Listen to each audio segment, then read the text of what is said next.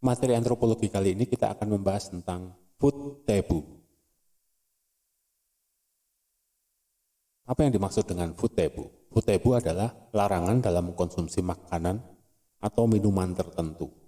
Ini biasanya terdapat ancaman atau hukuman bagi orang yang mengkonsumsinya. Misalnya ancamannya, kalau makan ini masuk neraka misalnya. Ataupun misalnya, kalau makan ini nanti anaknya celaka atau bayinya kurang gizi atau apapun itu. Jadi food taboo itu adalah larangan dalam mengkonsumsi makanan yang biasanya terkait dengan ancaman atau hukuman bagi orang yang mengkonsumsinya. Penjelasannya adalah sebagai berikut.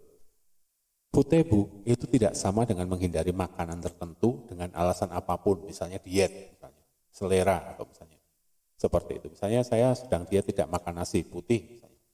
Itu tabu untuk saya. Enggak sama ya. Atau mungkin selera, saya tidak suka makan ikan. Tabu saya ikan. Atau yang lain-lainnya mungkin. Itu tidak sama. Kalau dengan alasan diet atau selera, itu tidak sama dengan food taboo. Penghindaran makanan tertentu dapat menjadi tradisi dan berubah menjadi food taboo. Jadi awalnya mungkin adalah penghindaran, tetapi kemudian berlanjut secara terus-menerus, secara turun-temurun menjadi suatu tradisi yang akhirnya berubah menjadi food taboo. Itu bisa. Dasar dari food taboo pada umumnya adalah manfaat atau tujuan dan motif magico-religious. Jadi motifnya adalah magic yang ada kaitannya dengan agama. Itu sangat powerful untuk food taboo dan hampir semuanya juga kemudian ketika ada kaitannya dengan magic ataupun agama, itu akan menghindari makanan tersebut. Itu sangat powerful untuk kemudian ditaati seperti itu. Itu jauh lebih powerful dibandingkan dengan ketika itu berkaitan dengan manfaat atau tujuannya. Penjelasan dasar ilmiah food taboo untuk alasan real ya, untuk pelestarian lingkungan misalnya, atau kemudian sumber daya, atau untuk kesehatan, itu menjadi tidak populer. Yang lebih populer yaitu ini tadi, ketika itu alasannya adalah magico-religious. Nanti akan kita bahas, kita berikan contoh, apa sih magico-religious itu seperti apa gitu. Kemudian kenapa kok yang dengan alasan yang ilmiah gitu, itu tidak populer, contohnya seperti apa gitu. Dan kita juga bisa membahas tentang bahwa di balik magico-religious itu ternyata juga masuk ketika kita masukkan alasan sains atau alasan ilmiah tentang itu. Nah, biasanya untuk food taboo sistem nilainya itu berasal dari 3 sumber kebenaran yang dipercayai. Ada 3 sumber kebenaran yang dipercayai. Yang pertama adalah agama dan kepercayaan kepada Tuhan. Jadi food taboo yang berdasarkan agama atau kepercayaan. Seperti yang saya katakan tadi, itu sangat powerful. Kemudian yang kedua adalah adat istiadat yang berasal dari nenek moyang, yang diceritakan secara terus-menerus, diceritakan secara turun-temurun, bahkan di era modern saat ini pun, ketika misalnya nenek kita bilang, tidak boleh makan A, atau tidak boleh minum B, itu pun masih akan ditaati, karena kadang-kadang adat ini kemudian berperan dengan kuat. Gitu. Kemudian yang ketiga adalah pengetahuan yang diperoleh dari proses pendidikan formal. Nah, ini juga ada. Kemudian kita tahu, kemudian kita menabuhkan makanan tersebut, itu ada. Tapi ini alasan pengetahuan ini kemudian menjadi tidak sekuat agama dan adat. Bahkan kadang-kadang ada yang memang tidak masuk akal sebenarnya ketika dilihat dari sisi pengetahuan, itu tidak masuk akal bahwa kemudian suatu makanan itu adalah tabu. Gitu. Tapi karena memang agama melarangnya ataupun adat istiadat itu kemudian melarangnya, maka orang akan dengan mudah menghindari makanan atau minuman tersebut. Nah, masalahnya di mana? Untuk sebagian tidak masalah, tapi sebagian lagi kemudian ada yang menjadi masalah. Misalnya apa? Misalnya masih banyak makanan yang seharusnya dikonsumsi, tapi masih ditabuhkan oleh alasan adat istiadat atau alasan agama seperti itu. Misalnya, ibu hamil, ibu menyusui, bayi, dan anak-anak itu tidak berani mengkonsumsi makanan tertentu karena ditabuhkan. Biasanya ini yang memegang peranan adalah adat istiadat, nenek moyang gitu. Sehingga dapat mengurangi asupan makanan yang pada akhirnya akan menurunkan status gizi. Banyak penelitian yang membuktikan bahwa food taboo itu memegang peranan penting pada status gizi dari ibu hamil, ibu menyusui, bayi, dan anak-anak. Di daerah-daerah tertentu tentu saja. Daerah-daerah yang memang masih memegang adat istiadatnya dengan kuat. Nah, sekarang kita akan membahas jenis-jenis dari food taboo. Pengelompokannya tidak hanya satu, ya, ada beberapa pengelompokan. Kita akan bahas satu persatu. Apa itu jenis-jenis dari food taboo? Nah, di sini ada dua jenis ya, ada permanent food taboo dan ada temporary food taboo. Kita bahas dulu yang permanent food taboo, kita beri contohnya, misalnya apa? Misalnya adalah babi tidak boleh dikonsumsi oleh Muslim dan Yahudi karena dianggap tidak bersih. Itu adalah permanen. Mau kondisi apapun, ya memang nggak boleh. Gitu. Nanti akan terlihat jelas bedanya ketika kita membahas satu kategori yang lain. Misalnya lagi contohnya permanen food taboo adalah darah. Misalnya. Tidak boleh dikonsumsi oleh Muslim dan Yahudi karena dianggap juga tidak bersih. Ya, banyak makanan olahan darah yang memang dilarang gitu ya. Kemudian permanen food taboo lagi, misalnya sapi, mengkonsumsi daging sapi itu dilarang oleh penganut agama Hindu ya, karena sapi itu dianggap suci. Itu permanen. Mau sampai kapanpun ya karena ajarannya begitu, maka ya tidak boleh. Gitu. Ada juga yang temporary food taboo, artinya apa? Dalam kondisi tertentu, dalam situasi tertentu, untuk golongan tertentu. Misalnya, anak-anak itu dilarang makan ikan. Sebabnya bisa menimbulkan cacingan. Logikanya apa? Ikan itu makan cacing gitu misalnya. Padahal ikan itu sangat penting, kandungan proteinnya bagus. Gitu. Itu yang kemudian berdampak negatif nantinya. Food taboo ini akan dapat berdampak negatif untuk kesehatan.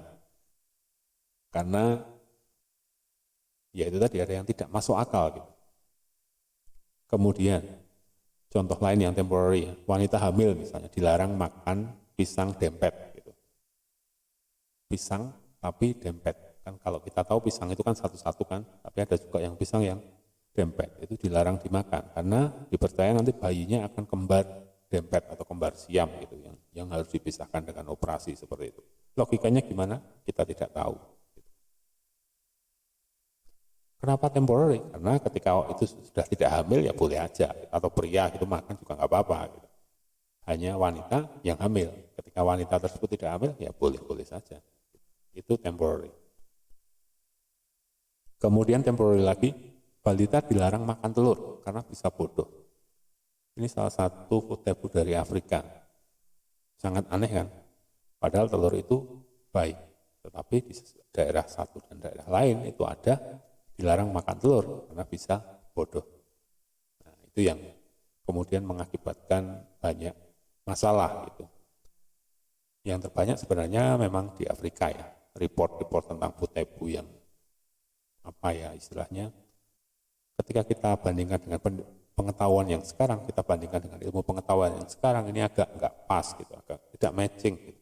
Menimbulkan banyak masalah. Di Indonesia juga ada.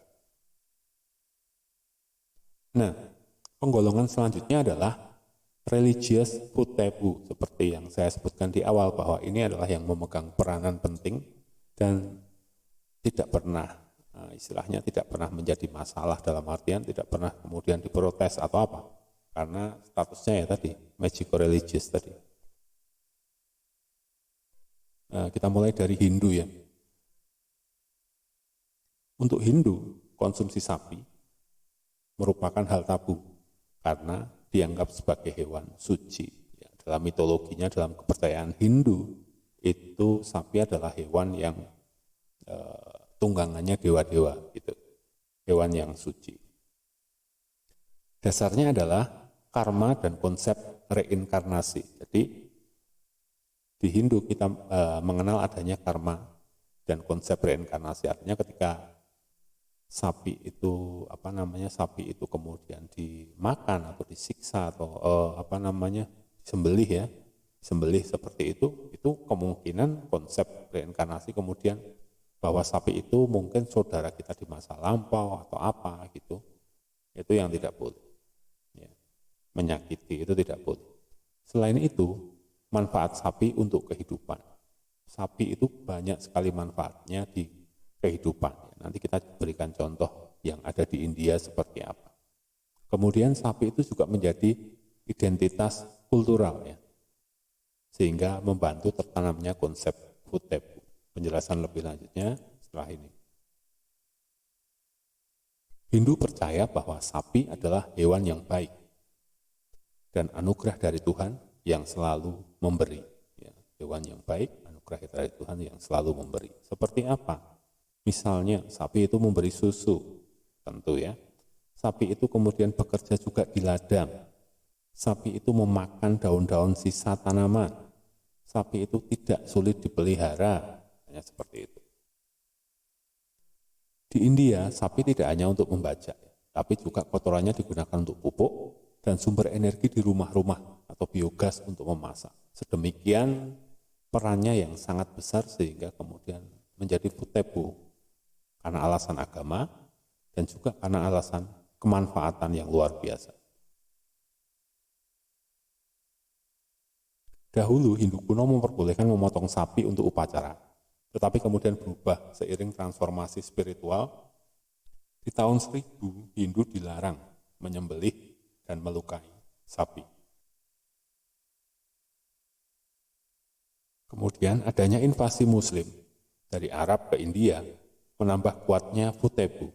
Karena apa? Karena kemudian sapi ini menjadi pemersatu Hindu ya, umat Hindu, menjadi pemersatu, menjadi identitas kultural, memperkuat nasionalisme, bahwa ketika itu Hindu, ya sapi inilah yang menjadi lambangnya, lambang pemersatu, pemerkuat ketika ada invasi. Kepercayaan ini digunakan oleh pergerakan di India sebagai simbol kemurnian ajaran Hindu. Jadi ketika seseorang mengaku bahwa dia Hindu, maka dia harus menghormati sapi. Dia harus percaya bahwa sapi itu adalah hewan yang suci, tidak makan dagingnya gitu ya. Ini menjadi simbol kemurnian ajaran Hindu untuk patriotisme seperti itu. Nah, permasalahannya yang timbul kemudian ketidaknyamanan untuk warga Muslim, sehingga memilih untuk beremigrasi ke daerah dengan tradisi Muslim dan mengakibatkan daerah Hindu menjadi lebih kuat. Ya. Saat ini tabu untuk daging sapi lebih kepada mempertahankan tradisi Hindu dibandingkan dengan praktek keagamaan. Jadi lebih kepada mempertahankan tradisinya. Tradisinya sudah seperti itu. Nasionalismenya sudah sangat kuat. Sapi menjadi salah satu lambang yang mempersatukan di situ. Nah, kemudian yang kedua kita masuk ke agama Islam. Salah satu agama yang paling besar juga. Muslim dilarang mengkonsumsi babi. Nah, ini yang sangat terkenal ya, yang sangat terkenal untuk larangan ini. Tiap agama mendefinisikan larangan makanan tertentu dengan berbagai alasan sesuai dengan ajarannya, sehingga hubungannya menjadi sangat kuat. Jadi tiap agama punya Futebunya masing-masing, kemudian ada juga doktrinnya masing-masing. Nah, ketika itu didoktrin dengan alasan agama, tentu sebagai penganut, maka seseorang itu akan sangat-sangat mematuhi apa yang menjadi ajarannya. Seperti itu, logikanya seperti itu. Kenapa kok Futebu yang religius itu kok menjadi sangat-sangat melekat, sangat-sangat kuat, dan sangat-sangat dipatuhi. Nah, Islam Futebu sendiri itu dipengaruhi oleh agama lain, tradisi sejarah, dan sanitasi. Futebu dalam Islam tersebar dengan sangat luas. sehingga produsen makanan beradaptasi pada produknya untuk memenuhi keinginan pasar. Nah, maksudnya apa? Maksud Islam putih itu dipengaruhi oleh agama lain. Nah, agama-agama Abrahamik kan banyak, dan juga turunan-turunannya ya, itu saling mempengaruhi tradisi, berdasarkan tradisi sejarah itu saling mempengaruhi. Yang mengharamkan babi pun juga tidak hanya Islam, agama Yahudi juga. Tradisi sejarah dan juga sanitasi. Kenapa sanitasi? Karena kalau babi ketika itu diternakkan tidak dalam kondisi yang bagus, tentunya kotor ya, tentunya kotor dan kemudian berbahaya juga untuk kesehatan. Ketika cara menernakkannya tidak baik itu, dan juga dipercaya bahwa pada saat itu kondisi iklim di Arab, di Timur Tengah itu juga tidak cocok sebenarnya untuk babi. Nah, kemudian penjelasan kenapa produsen makanan beradaptasi pada produknya. Kita mengenal sertifikasi halal misalnya di Indonesia. Jangan salah, tidak hanya di Indonesia ya. Di Eropa pun juga ada dewan yang mengurusi masalah halal. Ada bukan dewannya, istilahnya seperti badan gitu yang kemudian mengurusi masalah halal dan haram ini. Ini sangat penting karena apa? Karena konsumen itu sangat luas. Konsumen untuk yang beragama Islam itu sangat-sangat luas. Itu pasar, itu ekonomi, itu sangat luas. Itu satu dari sisi bahwa itu agama Islam, masyarakat penduduknya banyak, itu pangsa pasar, sehingga produsen pun meskipun berasal dari negara yang mayoritas non-muslim itu juga perlu untuk kemudian halal haram ini jelas gitu, memiliki stempel halal gitu misalnya. Itu menjadi sangat penting karena pangsa pasar yang luas itu tadi. Nah, kemudian selain itu ada juga yang non-muslim tapi kemudian menganggap bahwa dengan label halal tersebut itu adalah erat kaitannya dengan sanitasi, erat kaitannya dengan produksi yang baik gitu. Jadi meskipun non-muslim ketika itu ada label halalnya, maka itu akan menjadi keuntungan.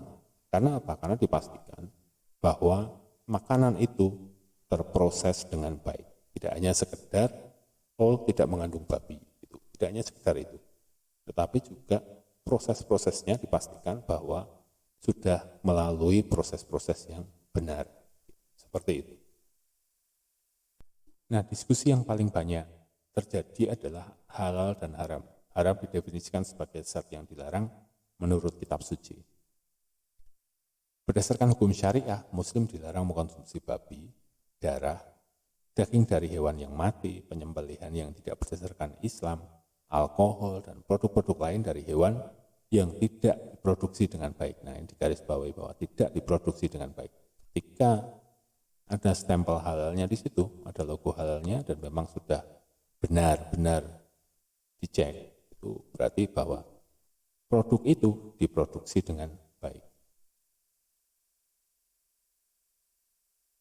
Larangan terhadap babi sangat populer dan menjadi bahan perdebatan selama bertahun-tahun ya, sampai saat ini pun menjadi bahan perdebatan. Misalnya apakah vaksin yang katanya mengandung babi itu boleh apa enggak, itu misalnya begitu.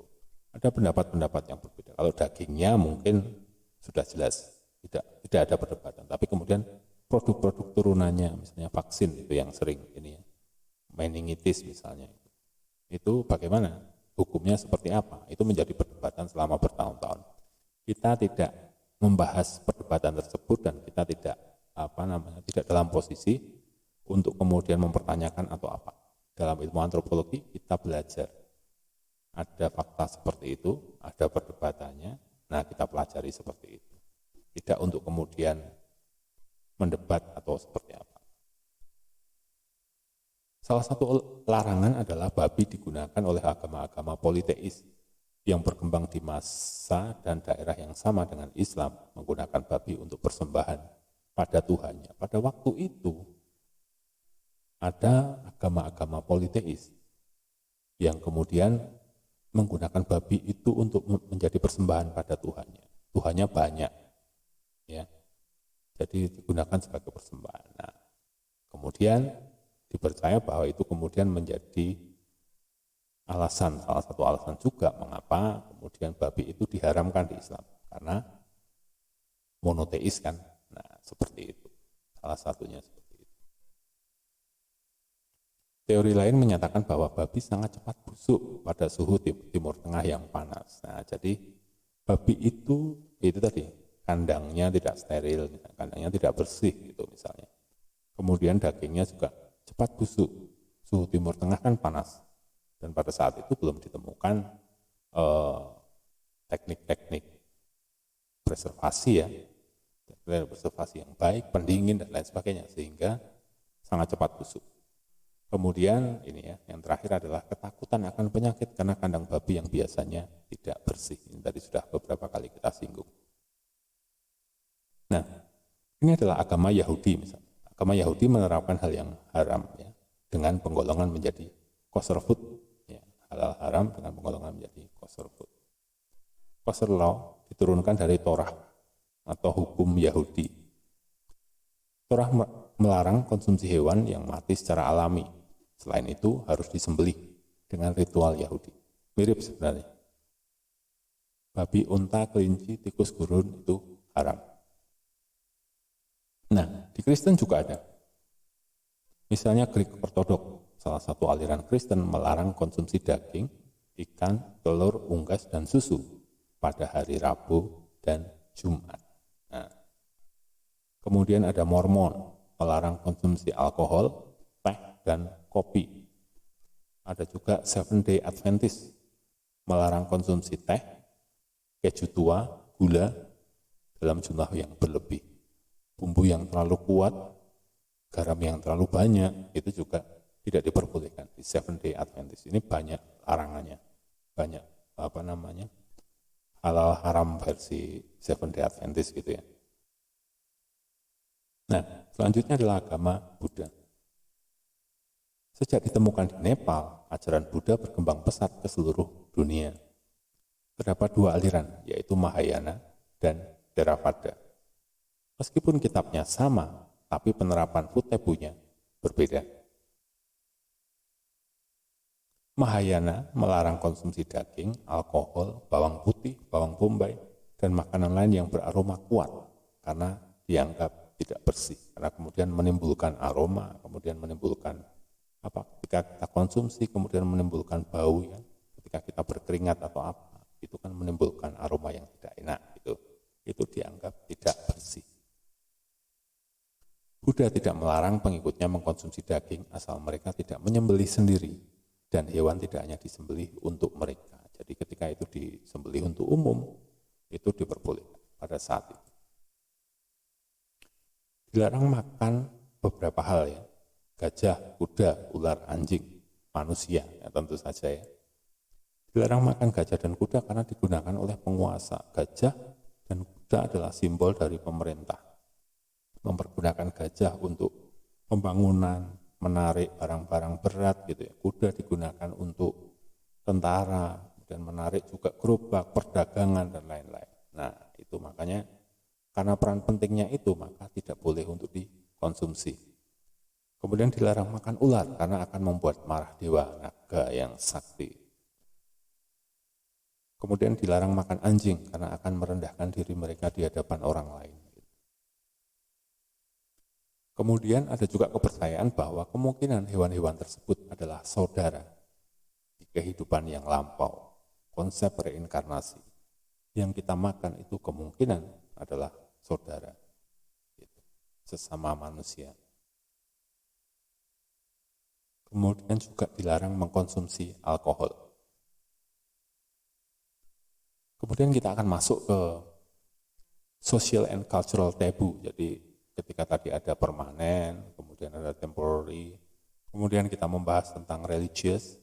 Nah, ada juga yang sosial dan kultural tabu di across the world ya, di dunia gitu. Kita akan membahas banyak sekali, tapi kita membahas beberapa saja yang kadang-kadang aneh gitu untuk kita.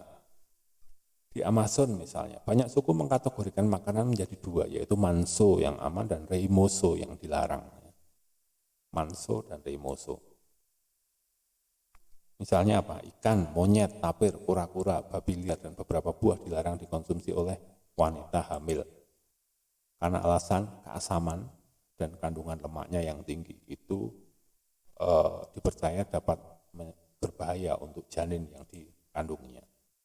Kemudian di Papua Nugini misalnya, di tetangga kita sebelahnya Papua, wanita di Papua Nugini dilarang mengkonsumsi daging segar, pisang, dan buah berwarna merah karena akan mempengaruhi siklus menstruasi. Buah yang berwarna merah mempengaruhi siklus menstruasi dan dipercaya tidak akan memperoleh keturunan.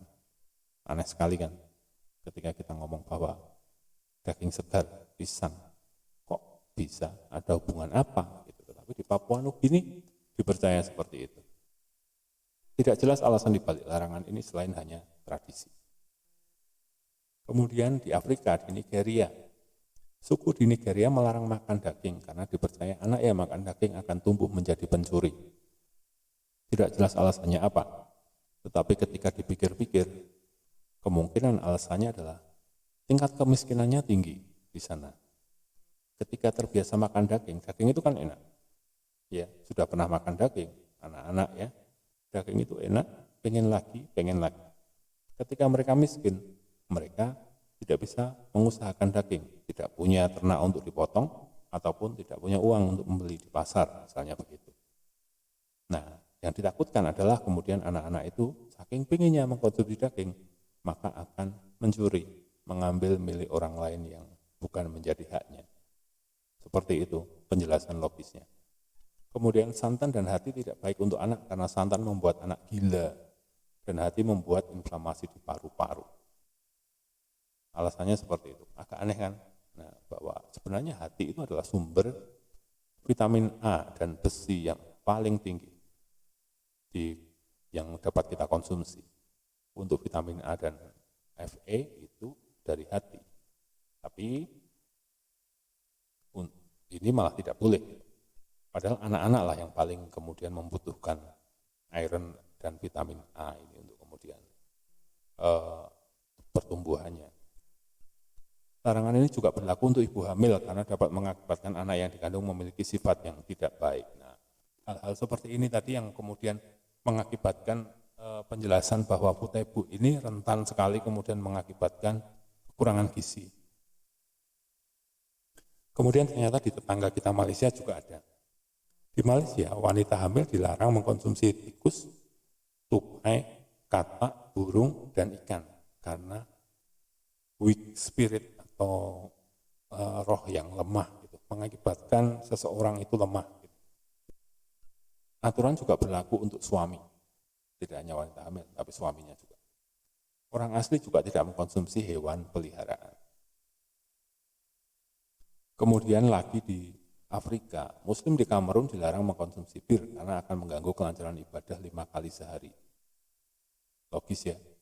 Sebenarnya alkohol itu juga dilarang, gitu, tapi alasannya kemudian mengganggu kelancaran ibadah 5 kali sehari karena dipercaya terlalu banyak mabuk-mabukan. Babi hutan juga dilarang untuk wanita hamil karena dipercaya bayi akan lahir mirip babi hutan. Nah, tidak logis kan kalau kita pikir, tetapi ya itu kepercayaannya, kemungkinan bahwa ketika berburu babi hutan itu mungkin ada resiko untuk kecelakaan itu atau berbahaya seperti itu sebenarnya. Tetapi kemudian ketika seperti itu kadang-kadang orang tidak percaya, ketika seperti itu kadang-kadang orang tidak mentaati. Yang paling gampang adalah magical religious tadi. Nanti anaknya akan mirip babi hutan. Itu sudah pasti, kemudian orang akan berhenti mengkonsumsi itu ketika alasannya itu. Kemudian di Brasil, konsumsi susu, mangga, nanas, dan kacang dilarang karena kombinasi ini dipercaya berdampak buruk untuk ibu hamil. Susu, mangga, nanas, dan kacang. Kan menurut kita itu bagus, mengandung banyak vitamin, protein banyak, gitu kan. Tapi kepercayaannya seperti itu. Pangan kategori dingin seperti buah dan sayur juga dilarang karena pada saat melahirkan akan kehilangan banyak panas tubuh. Nah, seperti itu. Tradisinya seperti itu, berbeda-beda. Nah, itu adalah materi kita untuk hari ini tentang food taboo, bagaimana tebu di seluruh dunia, alasan-alasannya dan penyebab-penyebabnya seperti apa. Nah, tujuan dari kuliah ini adalah kemudian bukan kemudian mendebatkan apa yang terjadi di negara A, negara B, atau di agama A, agama B, bukan seperti itu. Tapi dengan mengetahui ini kita bisa bersikap yang baik, memilih sikap kita harus seperti apa, supaya kemudian tidak ada konflik, supaya kemudian tidak ada permasalahan yang kemudian timbul. Nah, di teknologi pangan tujuannya dengan mengetahui ini kita bisa melihat, membaca pangsa pasar yang ada. Kita mau masuk ke makanan yang mana, di negara mana, pangsanya seperti apa, apakah di sana ditabuhkan atau tidak. Karena ketika kita salah memilih ini, kita memilih produk yang kemudian ternyata tabu. Ya, kita sebagai misalnya pengusaha di bidang pangan tentu enggak pas gitu. Jadi dengan mengetahui ini maka kita bisa menentukan sikap kita akan seperti apa di suatu daerah tertentu. Sekian, terima kasih.